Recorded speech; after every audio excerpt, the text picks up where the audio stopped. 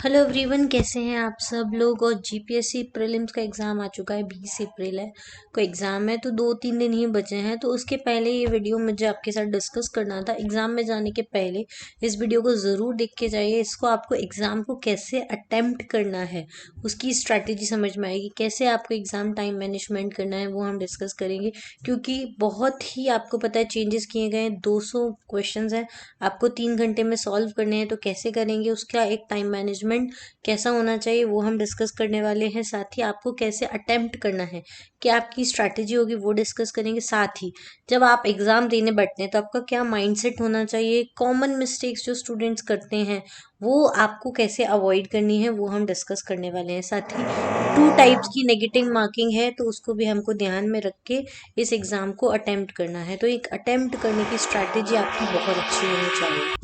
अब आपको पता है जनरल स्टडीज़ का एक ही पेपर है आपका, 200 मार्क्स का है, 200 क्वेश्चन है और 3 घंटे का आपको पेपर होने वाला है। 3 घंटे की 180 मिनट्स आपको मिलने वाले हैं। इसमें आपको 200 क्वेश्चन सॉल्व करना है, लेकिन इन 180 मिनट्स में आपको 30 मिनट्स अलग से एक्स्ट्रा रखने हैं। क्यों रखने हैं वो मैं आपको बता देती हूँ कि नेगेटिव मार्किंग है। एक तो नेगेटिव मार्किंग होती है, अगर आप रॉन्ग आंसर करते हो तो आपके 0.33 मार्क्स जो है वो कट हो जाते हैं। एक नेगेटिव मार्किंग इसमें बहुत इंपॉर्टेंट है, जिसको आपको बहुत अच्छे से याद रखना है, वो है ऑप्शन ई फिल करना। जो भी क्वेश्चन को आप अनअटेम्प्टेड छोड़ते हो या जिसको आप अटेम्प्ट नहीं करने वाले हो, उसका ऑप्शन ई आपको कंपलसरी भरना है। तो उसमें आपका अप्रॉक्सीमेट 200 क्वेश्चंस को ऑप्शन ई फिल करने के लिए बाद के जो 20 मिनट्स हैं आप उनको ज़रूर रखिए, क्योंकि अगर आपने ऑप्शन ई नहीं फिल किया और आपने जितने क्वेश्चन सॉल्व किए हैं तो वो सब आपके नेगेटिव में मार्क्स आ जाएंगे। तो ऑप्शन ई फिल करके आना है आपको, ये आपको ज़रूर याद रखना है। ठीक है। दूसरी चीज़, टाइम मैनेजमेंट क्या करना है आपको। आपको पता है कि जब 180 मिनट्स हैं, अगर इसमें से हम 20 मिनट्स अलग कर दें तो हमारे पास सिर्फ बचे 160 मिनट्स, और इसमें हमको 200 क्वेश्चन जो है अटेम्प्ट करना है। तो अटेम्प्ट कैसे करना है, तो मेरे हिसाब से जो अभी तक की सबसे बेस्ट स्ट्रैटेजी है, जिसमें कभी एग्ज़ाम पेपर नहीं छूटता है और आप एग्ज़ाम पेपर के एंड तक जाते हैं, तो वो ये रहता है कि स्टार्टिंग से स्टार्ट कीजिए और कंटिन्यूअसली रीड करते जाइए। तो पहला 1.5 घंटे आपको ऐसे रखना है कि आप पहले 1.5 घंटे में एटलीस्ट आपके सारे क्वेश्चंस देख लें। ठीक है। या फिर आप ऐसा भी टारगेट कर सकते हैं कि 30-30 मिनट का। ठीक है। स्टार्टिंग के 30 मिनट आप पेपर पढ़ते जाइए, और अगर आपको क्वेश्चन बन रहा है तो उसको करिए, अगर आपको क्वेश्चन नहीं बन रहा है तो उस पर तुरंत उसी टाइम ऑप्शन ई मार्क कर दीजिए।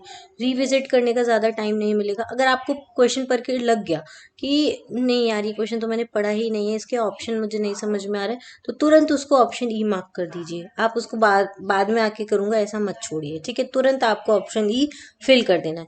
कोई क्वेश्चन ऐसा है, क्योंकि स्टेटमेंट वाले क्वेश्चन आते हैं जीपीएससी में, 2 स्टेटमेंट आपको लग रहा है सही है, तीसरा आपको लग रहा है गलत है या सही है, आपको उसमें कन्फ्यूजन है, कन्फ्यूजन वाला है। आपको आपने थोड़ा टाइम दिया उसको, नहीं आपको सॉल्व हो रहा, तो उसको आप रिविजिट के लिए छोड़ दीजिए। ठीक है। उस पर क्रॉस कर दीजिए या गोला सर्कल कर लीजिए जो आपको, तो आप उसको रिविजिट के लिए छोड़ दिए और आगे बढ़िए। ठीक है। जब लास्ट के आपको 30 मिनट्स हैं तब आप है ना उसको रिविजिट करेंगे। ठीक है। और नहीं आया तो ऑप्शन ई फिल कर देंगे, और आ गया है तो उस क्वेश्चन को टिक कर देंगे। ठीक है। आइडियल पेस वैसे क्या होना चाहिए, 1 क्वेश्चन पर मिनट, पर आपको मैंने बताया 180 मिनट्स हैं, उसमें से 20 मिनट्स आपको ऑप्शन ई फिल करने में जाना है, तो 160 मिनट में आपको 200 क्वेश्चन अटेम्प्ट करने हैं। तो 1 क्वेश्चन पर मिनट तो आपका आइडियल पेस हो ही नहीं सकता।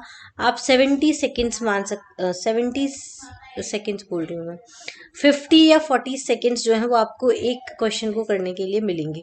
और मैं आपको सजेस्ट करूंगी, ये जो पेपर है उसमें आप कॉम्प्रिहेंशन पे ज़्यादा ध्यान दें। जैसे पॉलिटी के क्वेश्चंस हो गए, हिस्ट्री के क्वेश्चंस हो गए, ठीक है, ज्योग्राफी के क्वेश्चन हो गए, करंट अफेयर्स के क्वेश्चन हो गए, इकोनॉमी के क्वेश्चन हो गए, इनको आप पहले प्रायोरिटाइज कीजिए। रीजनिंग के ऊपर बाद में जाइए। रीजनिंग का क्वेश्चन कोई भी हो, चाहे वो कोडिंग डिकोडिंग वाला हो, चाहे वो डायरेक्शन वाला हो, डायरेक्शन वाले तो ईजी होते हैं, 1 मिनट में हो जाते हैं, वो आप कर सकते हो। कोडिंग डिकोडिंग वाला हो गया, या एनालिसिस करने वाला हो गया, या सिटिंग अरेंजमेंट वाला हो गया, ये सारे क्वेश्चन जो है वो थोड़ा सा आपका टाइम लेते हैं। अगर आपको जब आप मैथ्स एंड रीजनिंग वाले सेक्शन पर आए तो आप या तो, अगर आपको बन रहा है तो आप उसको डायरेक्टली कर दें, नहीं तो आप उसको बाद में रिविजिट के लिए छोड़े और उसको स्किप करके आगे के क्वेश्चंस को आप ज़रूर फॉलो करें, ठीक है। तो ये आप कर सकते हैं।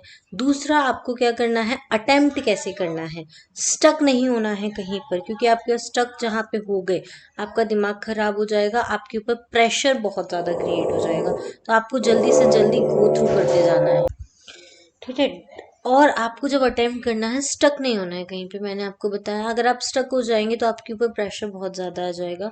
तो अगर आपको कोई भी कंफ्यूजन लग रहा है जिसमें आप फंस रहे हो, आप उसको या तो क्रॉस मार्क कर दो या उसको रिविजिट के लिए छोड़ दो और उसमें वापस आना, ठीक है। लेकिन क्योंकि आप उस एक क्वेश्चन की वजह से आपका जो टाइम है आप बहुत वेस्ट कर लेंगे और आगे के क्वेश्चन आपके मिस हो सकते हैं, जो हमको बिल्कुल भी नहीं करना है। हमको पूरा 200 क्वेश्चंस तक पहुंचना है।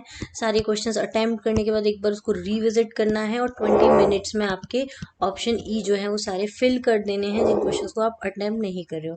एलिमिनेशन टेक्निक का यूज़ कीजिए। 3 स्टेटमेंट दिए हैं, एक स्टेटमेंट आपको लग रहा है कि ये तो सही है, बाकी तो आपने नहीं पढ़े, ऑप्शन चेक कीजिए, अगर सिर्फ वही ऑप्शन में है तो आप उसको टिक करके आगे निकल जाइए, ठीक है। मैथ्स एंड रीजनिंग के लिए मैंने आपको बोला, मैथ्स एंड रीजनिंग में इस बार ज्योमेट्री वाला सेक्शन नहीं आएगा। आप क्वेश्चंस कौन से अटेम्प्ट कर सकते हैं, किस पे ऊपर ज़्यादा ध्यान दे सकते हैं, तो जो मैथ्स के क्वेश्चंस होते हैं जैसे कि आपको टाइम एंड वर्क पे, टाइम एंड डिस्टेंस पे क्वेश्चन देखने को मिलेंगे, डायरेक्शन वाले, कैलेंडर वाले, क्लॉक वाले, इन पे क्वेश्चंस आपको ज़रूर देखने को मिलते हैं। साथ ही में आपको सिटिंग अरेंजमेंट के क्वेश्चन, फिर एक स्टेटमेंट और कंक्लूजन वाले क्वेश्चन वो आपको अच्छे से देखने को मिलेंगे, तो आप उनको अटेम्प्ट कर सकते हैं। आप एग्जाम में जाएं अपने साथ एक वॉच ज़रूर लेकर जाएं, क्योंकि वॉच में आपको हर 30 मिनट में चेक करना है कि आप कहाँ तक पहुँचे, कितने अटेम्प्ट कर लिए। और आपका एक टारगेट होना चाहिए कि 30 मिनट में मैं एटलीस्ट 30 क्वेश्चंस को क्रॉस कर जाऊँ, तभी आपके जो 3 घंटे हैं उसमें आप पूरा पेपर को अटेम्प्ट कर सकते हैं, ठीक है। अब माइंडसेट आपका क्या होना चाहिए, आप एग्जाम देने बैठे हैं, आपको 200 में से 200 क्वेश्चंस नहीं अटेम्प्ट करने वाले हैं, क्योंकि ये जो है रैंक बेस्ड पेपर नहीं है, जो ये स्क्रीनिंग टेस्ट होता है। इसमें अगर आपका कट ऑफ क्लियर हो गया तो आपको जो मेंस है वो देना है, उसमें आपके जो मार्क्स है वो आपको स्कोर करना है। तो टफ सेक्शंस आए हैं तो उसके ऊपर पैनिक नहीं होना है। 200 मार्क्स का पेपर है तो उसमें 100 का कट ऑफ जाएगा, इससे ज़्यादा कट ऑफ नहीं जा सकता, मैक्सिमम 120 जाना चाहिए अगर पेपर बहुत ईजी आया तो, ठीक है। तो 200 में से 100 का कट ऑफ है, ऐसा आपको टारगेट करके चलना है। 50% क्वेश्चन जो आपके सही होने चाहिए, तो सिर्फ इतना ही टारगेट करना है, पैनिक नहीं होना है। पूरा हमको 200 स्कोर नहीं करना है, ठीक है। ये कॉम्पिटिटिव एग्जाम है, परफेक्शन बेस्ड एग्जाम नहीं है, ठीक है। ओवर अटेम्प्टिंग को अवॉइड कीजिए। आप ऐसा सोचेंगे कि 200 क्वेश्चंस में से अगर आपने 150 क्वेश्चंस अटेम्प्ट कर दिए तो आपके जो चांसेस है वो एग्जाम में कट ऑफ क्लियर करने के कम ज़्यादा है, ऐसा बिल्कुल नहीं सोचेंगे। क्यों? क्योंकि उसमें से अगर आपने गलत क्वेश्चंस किए तो वो सारे मार्क्स जो है वो नेगेटिव वाला ले जाएगा। तो काउंट को इंक्रीज करने के ऊपर ध्यान नहीं देना है, सिर्फ जो करेक्ट लग रहे हैं आपको उन्हीं क्वेश्चंस को ध्यान रखना है। अब आप मुझसे पूछेंगे कि कितना मैम हम रख के चले, तो आप 100 से 150 के बीच का अटैम्प्ट रखिए। 120 इज़ अ गुड अटैम्प्ट अगर आप उसमें नेगेटिव क्वेश्चंस कम कर रहे हैं। अगर आप नेगेटिव क्वेश्चन ज़्यादा कर रहे हैं तो 140 जो है वो आपका होना चाहिए। इससे ज़्यादा अगर आप अटैम्प्ट करते हैं तो अच्छी बात है, लेकिन अगर आपको नहीं आ रहा है, ज़बरदस्ती आप अटैम्प्ट कर रहे हैं, तो आपके वो जो मार्क्स है वो नेगेटिव में चले जाएंगे। तो याद रखना ये कॉमन मिस्टेक्स जो आपको नहीं करनी है। उसके अलावा आप जीपीएससी 2026 की भी तैयारी करना चाहते हैं या नए हैं अभी ट्रायल के लिए प्रीलिम्स का अटेम्प्ट दे रहे हैं, तो हमारा फाउंडेशन कोर्स ज्वाइन कर सकते हैं, जो आपको सिविल सिग्नल एप्लीकेशन के ऊपर मिल जाएगा। इसमें सारा कवरेज है, सब कुछ है। इसमें फ्री स्टडी मटेरियल आपको मिलेगा, doubt clearing session, live plus recorded session, topic wise MCQ, सब कुछ आपको देखने को मिलेगा। एग्जाम दे लीजिए, उसके बाद आप हमसे एक सेशन बुक कर सकते हैं जिसमें आप सारी इन्फॉर्मेशन हमसे जीपीएससी से रिलेटेड ले सकते हैं, ठीक है। तो ये ऐसे अटेम्प्ट करना है। अपने हॉल टिकट्स डाउनलोड कर लीजिए, एक पेन, 2-3 पेन लेके जाइए, ब्लैक पेन, ब्लू पेन, ठीक है, और वॉच और एक पानी का बॉटल, ये 3 चीज़ें आपको कंपलसरी लेके जानी है। वॉच तो आपको कंपलसरी लेके जानी है, क्योंकि आप हर 30 मिनट्स में चेक करेंगे कि आपके कितने क्वेश्चंस हो गए। 30 के आसपास अगर पहुंच जाते हैं तो आप अच्छे से अटेम्प्ट कर रहे हैं। अगर आप क्वेश्चंस में स्टक हो रहे हैं तो 30 मिनट में आप 30 तक नहीं पहुंच पाएंगे, 15-20 क्वेश्चन ही आपके हो पाएंगे, ठीक है। तो इस तरीके से आपको वॉच रखना है।